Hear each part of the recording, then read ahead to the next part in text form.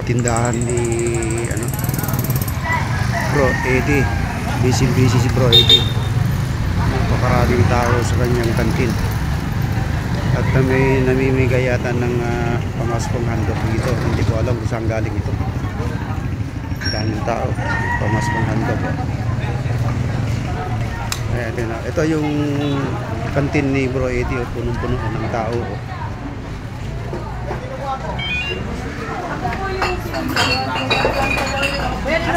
Ang dami. Hindi tayo magkasya. Ayan. Punong-puno yung kantin ni Bro Eddie. Ang dami kumakain, ang dami bumibili. Oh, kaya busy. Oh. Busy. Oh, busy. Bro, busy ka. Ha? Yung charity natin bukas.